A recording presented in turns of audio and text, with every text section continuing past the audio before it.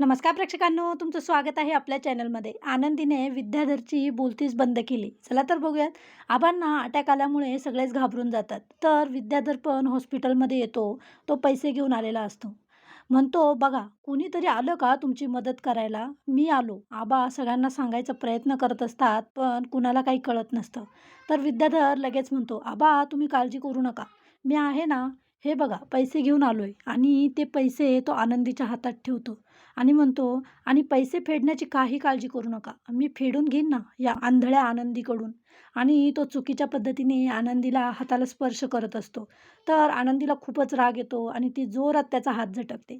विद्याधर तिच्याकडेच बघत राहतो. आनंदी रागातच म्हणते, "आंधळी आहे म्हणून दुबळी समजू नका आणि गरीब आहे पण स्वाभिमानी आहे. निघा इथून."